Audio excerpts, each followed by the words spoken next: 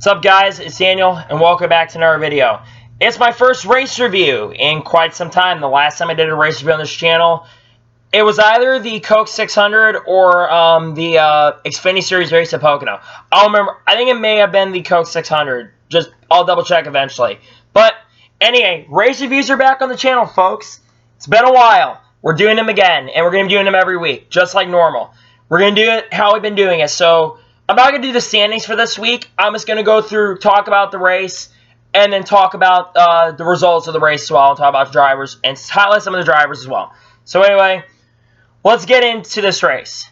Pretty much this race was a Christopher Bell show. Christopher Bell, from start to finish, pretty much dominated. Like, he led 186 of the 200 laps today. Like, he put on a clinic and pretty much ate everybody up. Stage 1, there was a little bit of interesting stuff that did happen between, at about 15 laps to go, John Hunter had a parts failure, and he backed it into the outside wall. This would take him out of the race. He finished 36th in the race. The best part of this race, I would say, was the end of Stage 1. Pretty much, it was a three-way battle between Brandon Jones, Christopher Bell, and Tyler Reddick coming to the line. Basically, what happened was Reddick and Jones got a little tight going off the corner. Bell makes a run on the inside. Bell's able to beat Tyler Reddick, and Brandon Jones able to win his first stage of the season. So, good for Jones. Second stage, pretty much straightforward. No cautions throughout the stage. It was won by Christopher Bell. Stage 3, there was a little bit of stuff that happened in some kind of, I kind of would like to say some controversial moves by certain drivers, for that matter. A driver who shouldn't be racing Xfinity. I'm going to talk about that incident. With around 40 laps to go in the race, I think it was around 40 to go, or something like that, Paul Menard basically and Harrison Burton were battling. Burton hits Menard twice, just for hard racing, you know, not trying to wreck him. And Menard just pretty much straight up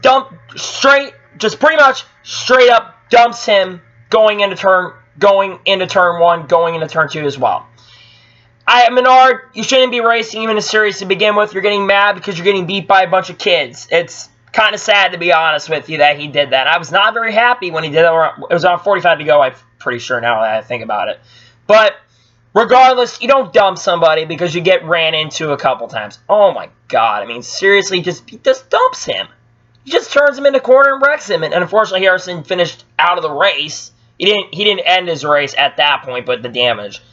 And he had some pretty bad, interesting post-race comments. He talked to Paul Menard after saying he didn't appreciate getting turned. He basically was explaining, you just turned me.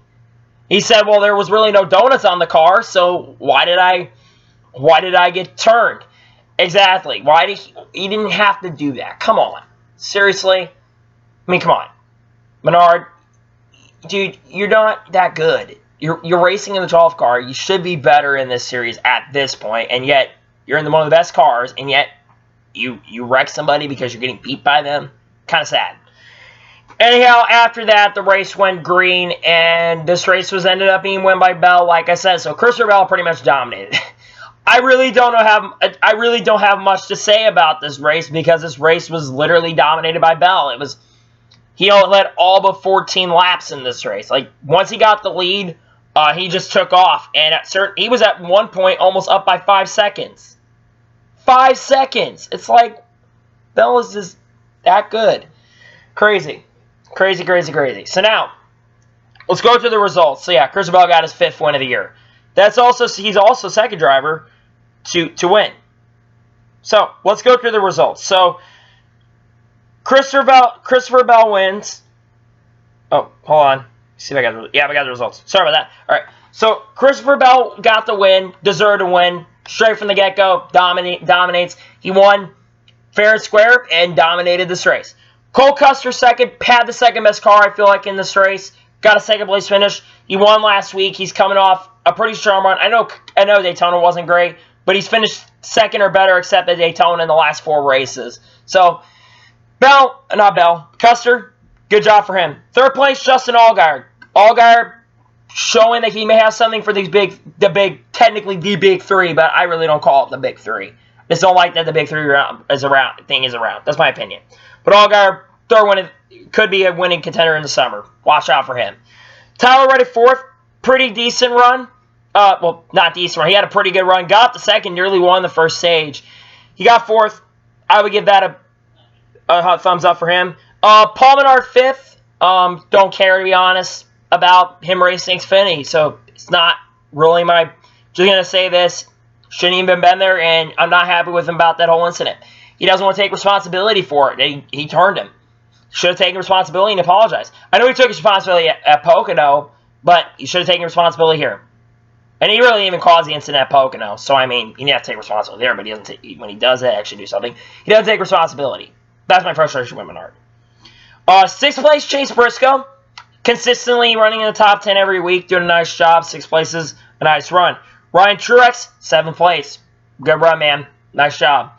8th place, Ryan Sieg. Let's talk about Ryan Sieg a little bit, too. Ryan Sieg had a pretty fast car, and he was in the 93 today, not the 39.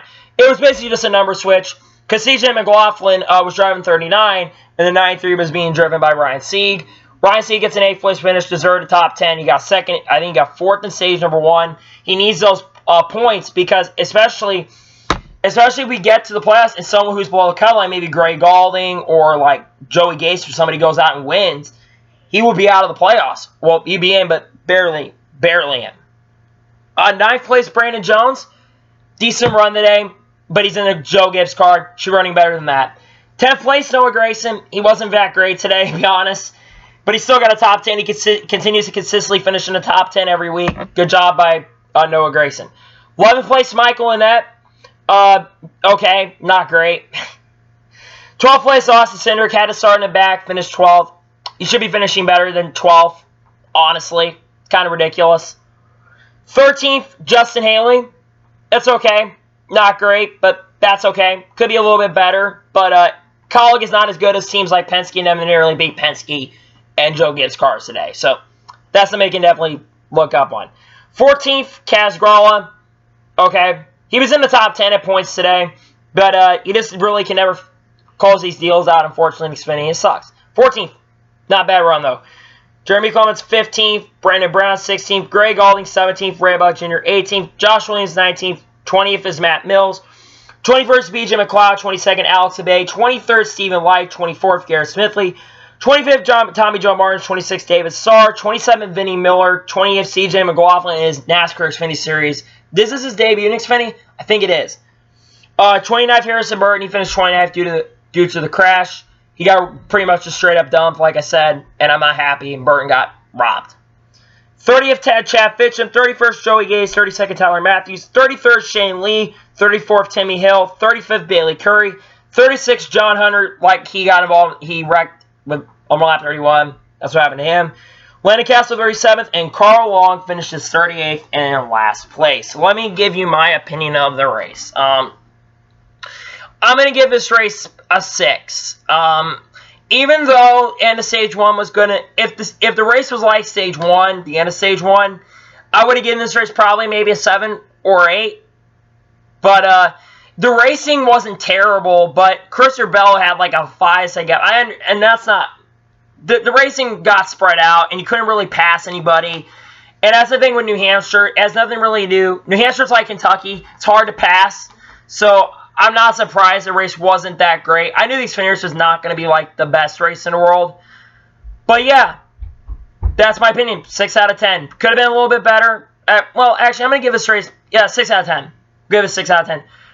Not a terrible race. Could have been better. But Xfinity's been much better this year than previous years. So, I mean... 6 out of 10 is not bad. But, well, not good, but not bad. But, pretty much, that's it. Tomorrow is the Cup race.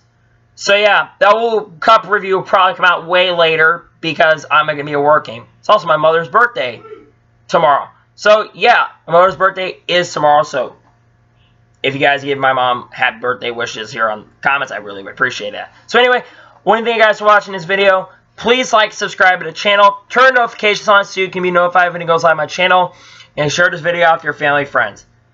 Comment below your opinions down below of how you thought about the race.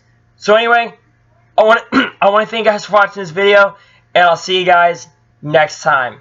Take care, guys.